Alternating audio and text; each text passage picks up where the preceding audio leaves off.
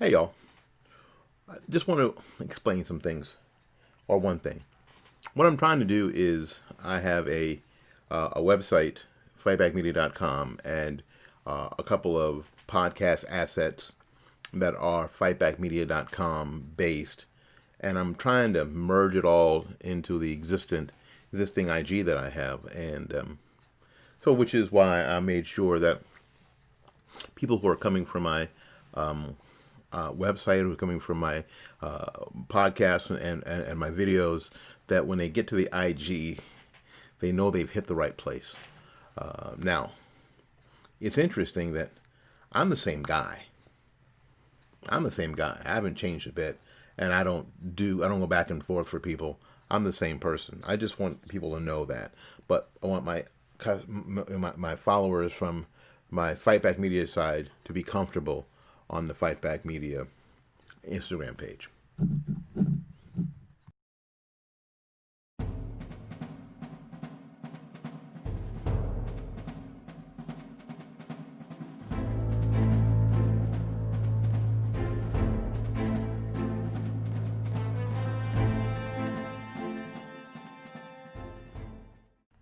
Hey y'all, listen. I think that my Instagram page has been fairly transparent through the time I've had Fight Back Media as an Instagram page. That I have been both Christian and conservative, and a supporter of the president and conservative thought. And I had questions for progressives, but apparently I was not explicit enough. So this week, because I decided to, because it was my birthday week, I decided to wear my Trump hat. And the caption was, just to be clear, that I'm a supporter of the president. And boy, oh boy, there were a couple, not a lot, but a couple of people who really pushed back. And I don't mind the pushback, but I do have a question about it. This is your brother, Antone Tucker, better known as Tony X. The reason why you see people outside and upset is because they were led to be that way. The main goal of the liberal today is to make sure that the black feels disenfranchised because they're the ones doing it to you. And they also make sure that your white conservative brothers and sisters feel powerless to talk to you. Black history isn't in the school books. Who do you think started the educational system that is currently brainwashing our children? Jimmy Carter's administration. Why is it that when Obama was in office for 8 years, he didn't get prison reform done? See, I see people saying Trump's racist, but I see that prison reform was done. Over 90,000 black and brown brothers and sisters coming home from prison. I see opportunity zones up and running. Think about it. Black historical colleges, the most funding they've ever had in history, and it came from Donald Trump. For the politicians that think that it's okay to defund police officers, to make sure that the officers within these communities can't do their jobs, shame on you. And as a new leader, I'm going to tell all the leaders coming up, it's time for us to stand up and lead. Thank you for taking the time listening to me. God bless you. We talk about this all the time around here, that certain things, people that are being exposed, certain educational things that are being exposed, that if people really considered, it would change their entire worldview. It would blow up their world. Absolutely blow up their world. So they're just not going to consider it. It's tough. I get it. A lot of people have been through it, especially a lot of black people my age have been through it. Have been through what they thought and who they thought Republicans were and conservatives were. And then as they age and do some research and watch and consider, it destroys their worldview. They have to start all over again. And that can be tough. And not everybody's ready to start all over again. They'd rather hang on to whatever they've got tightly than to make the change.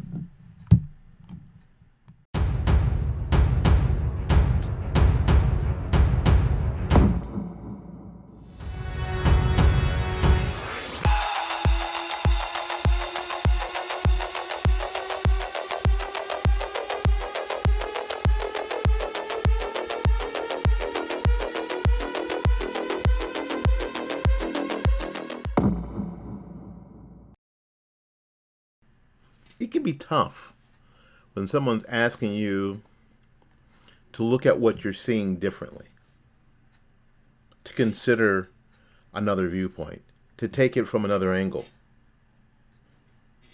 where you may see a side of something that you had not seen before. And now because of that, you're asking to rethink the entire thing.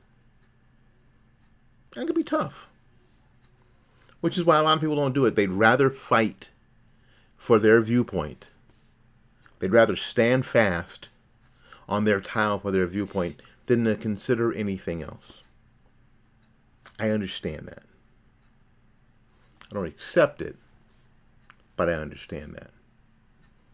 So even in my development, I had to decide that I was going to look at things differently than I had before, than I was taught.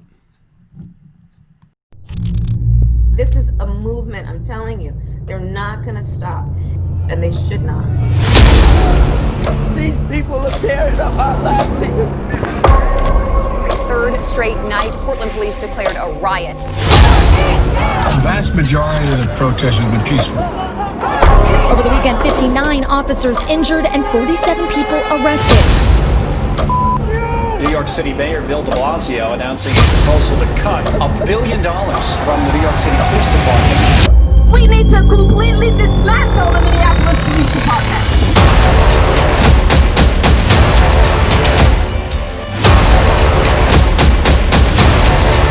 This has been declared a riot.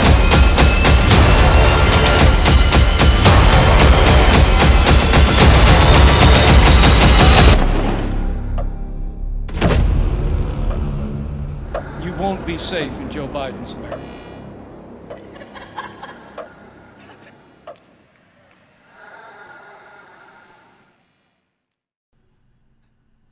I was, like a lot of black kids who grew up in the 60s, to black parents, living in black neighborhoods, I thought I was a Democrat.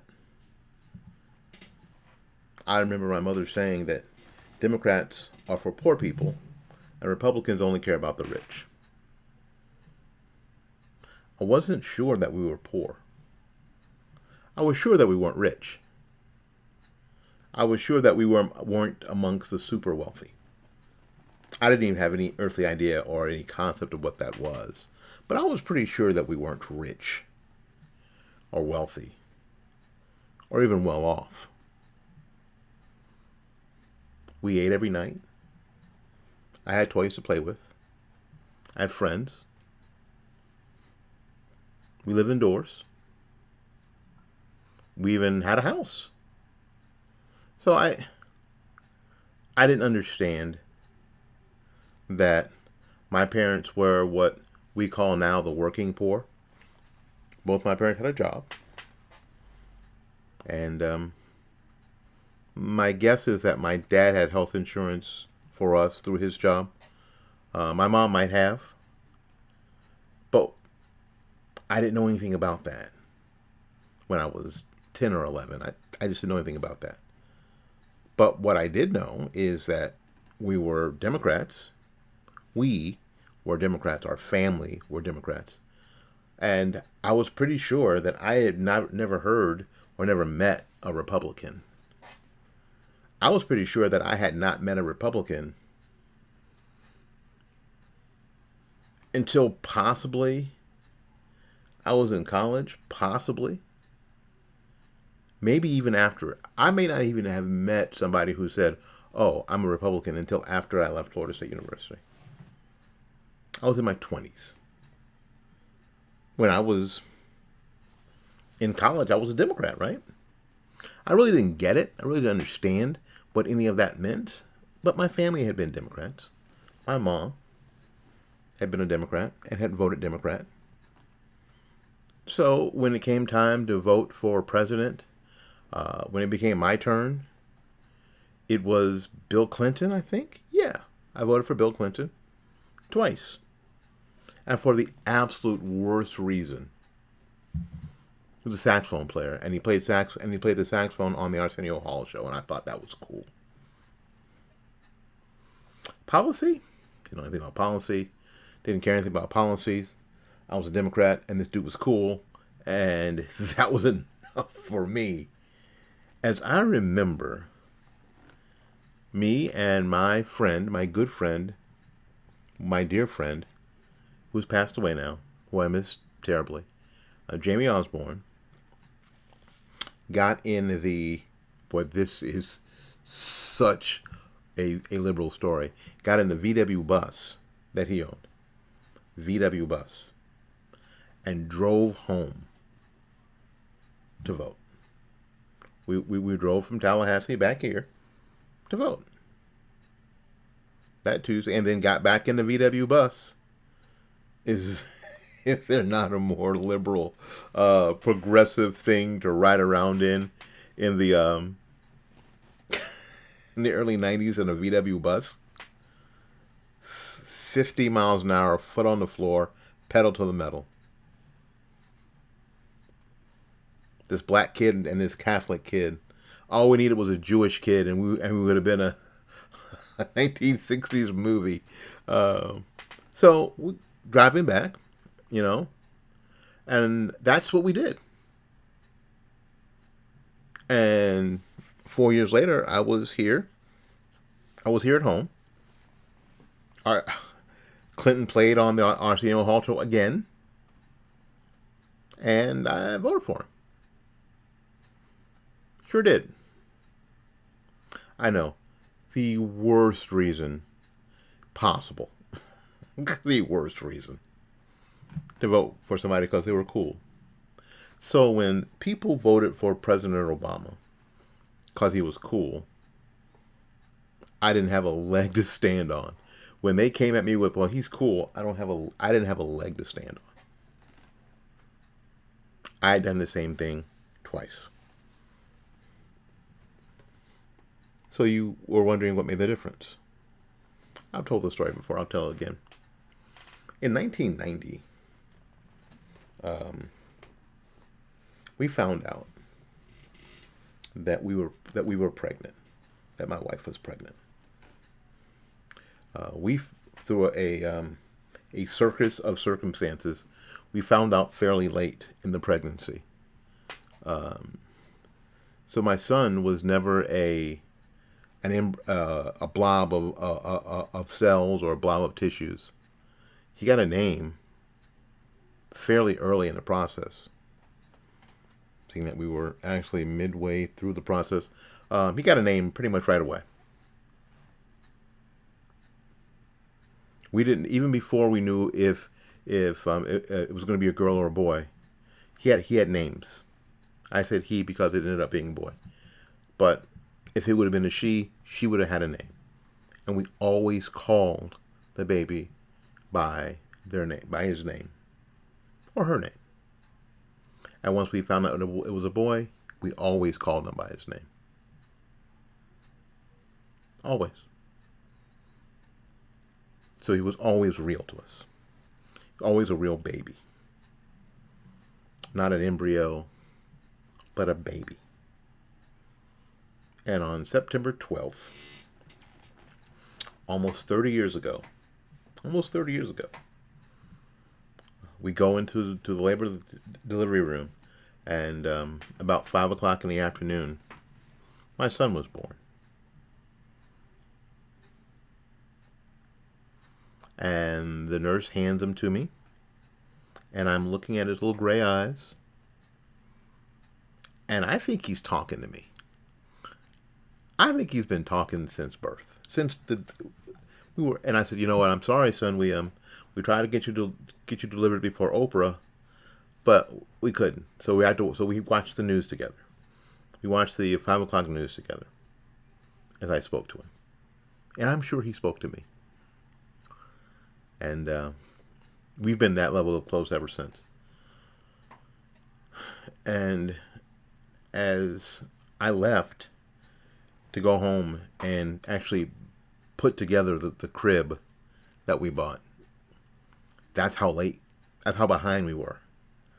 That the day he was born was the day that I was actually constructing the crib he was going to sleep in. I was thinking, about now I'm responsible for everything in this kid's life. Everything. Every single thing. And that was huge. So I had to reconsider a bunch. I had to reconsider everything that I thought. What was I going to tell him about this or that? When I was in college, I had, because when you're in college, you're super smart and you're smarter than everybody, and you get everything, and you're hipper and you're more open, and if people would just listen to you, I think everything will be cool. I remember saying this: if you're against abortion, then don't have one. And I thought that was the solution. I really did. Until I was holding that baby in my arms. My son. And I couldn't imagine. Once I knew what the abortion process was, I couldn't even fathom that happening to him. So guess what? That blew up my world. I had to put all the pieces back together. That changed my worldview. It was that seminal moment in my life that I had to change my worldview. I had to change how I looked at everything. Yes, it started with abortion, and it just went out from there like spilled milk, and life put a wet mop on it, and it just went everywhere in every corner of my life. My faith life, or my lack of faith life at the time. My habits. Everything. My work ethic. Everything had to change. And as I said many times, I've said this in church, I was a good guy. I wasn't a God guy, but I was a good guy. But I even started to figure out that wasn't going to be enough. It wasn't going to be enough. So I had to make a change. So I did. It was tough because, again, everything that you had said, everything that you had thought, everything that you had depended on, that you'd put stakes in the ground, you had to pull up those stakes. And you had to throw them in a pile and burn them. And for a while, I wasn't really sure of a lot. But there was a lot to learn at the same time. So it wasn't like I was sitting around going, how about this? Maybe I'll read this book. No, I didn't have time for that. You had a brand new baby in the house. Everything was different. So, and I'd only been married. We'd only been married 3 years. 2.5 years, 3 years. So it wasn't like we were settled in anything before we had Alex. So a lot was going on. But it was a time where internally, intellectually, and spiritually, your entire world system and worldview and your perspective was blown to smithereens. Mine was blown to smithereens. So I had to start looking at things differently. And I did. And I started to start measuring, what do I believe? And this might sound trite to you, but know that it was thunderous in my life. This might sound trite, but if Democrats are for poor people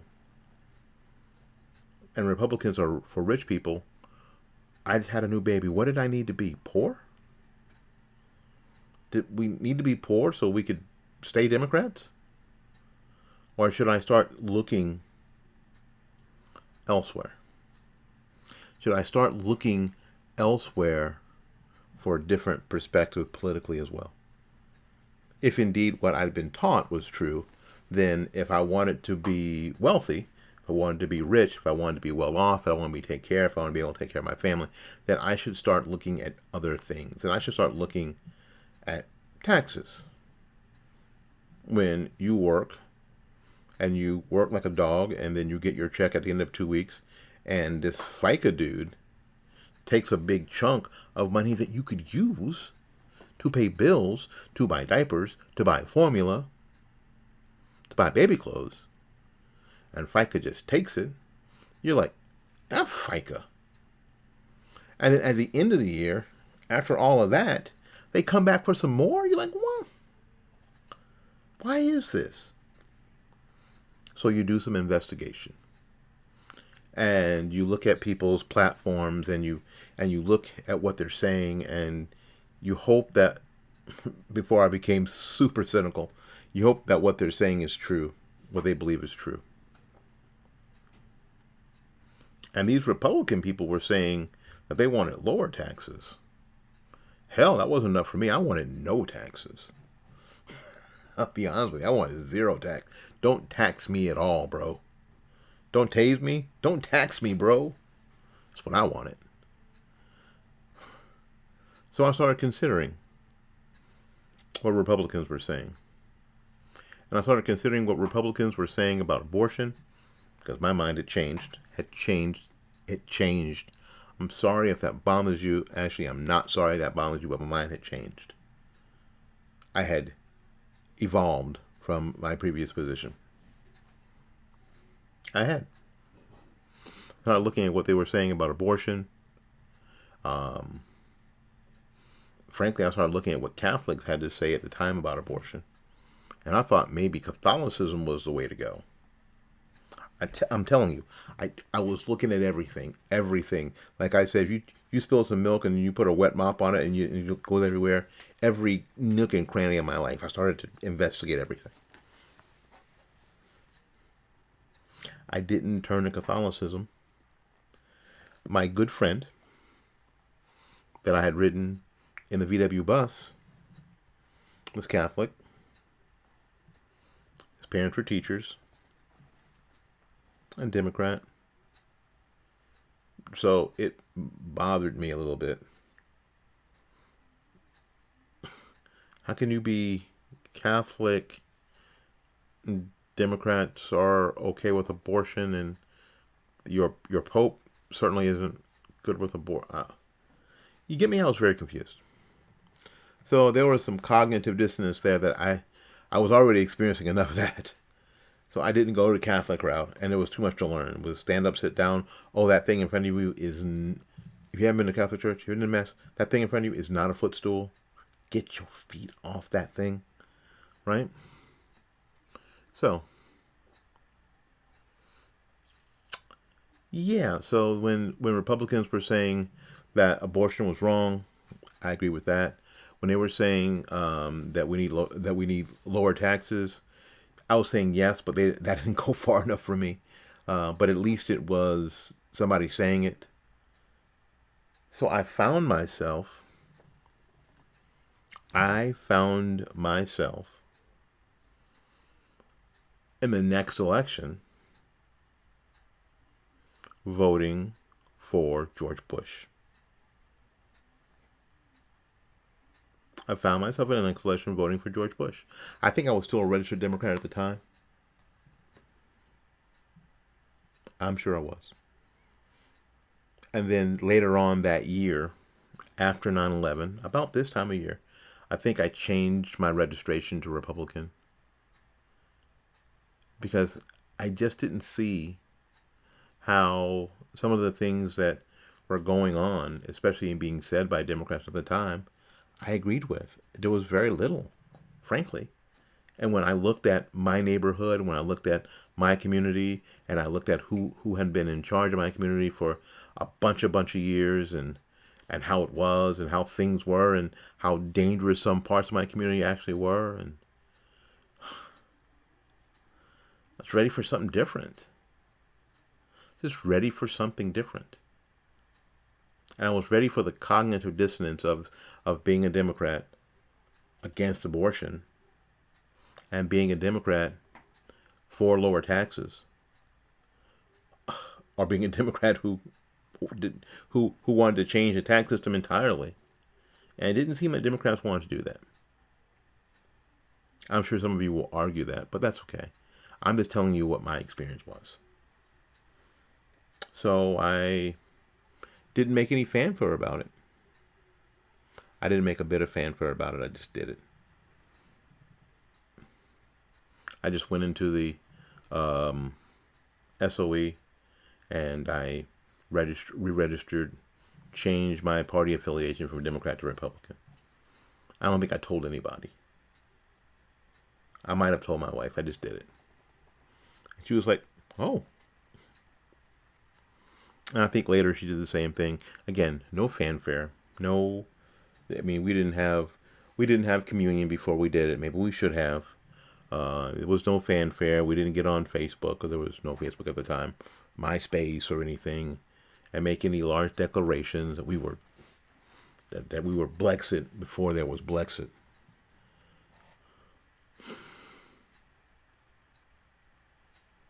And I think a lot of it for her was faith. Her faith was growing. Democrats weren't saying the things that supported her faith. She was tired of and she still is tired of the cognitive dissonance of the Democrat Party and the faith community. It's more about what you do than what you say. And hell, when you're saying the wrong thing on top of that, made it tough. So, again, we were Blexit before there was Blexit.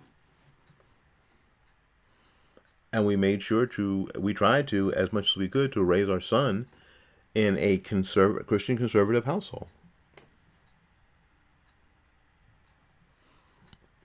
And had discussions with him about what we believed, what I saw and what I did.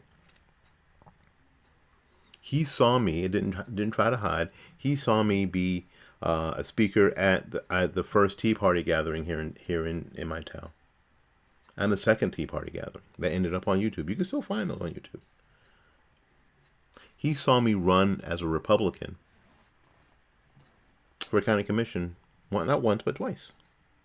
He saw all of that. We had in-depth, and we still do have in-depth conversations about what it means to be conservative, what it means to be Christian, what it means to be a Republican. Looking at our own community, looking at the people who are in charge of our own community, hearing what they say, measuring against what they do.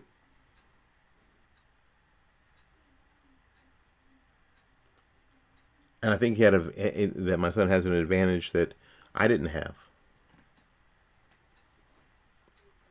Because he doesn't have the cognitive dissonance that we grew up with, that I grew up with. So that's the story. That's how it happened. It's too bad that some of you are more apt to attack than ask a question. So I decided, because all my coffee was gone, to just tell you. You may not agree with all of it, but like the song goes, that's my story, and I'm sticking to it. Till we see you again, go out there and learn something, love somebody, and for goodness sakes, y'all take care of yourself. We will see you when we see you. Peace.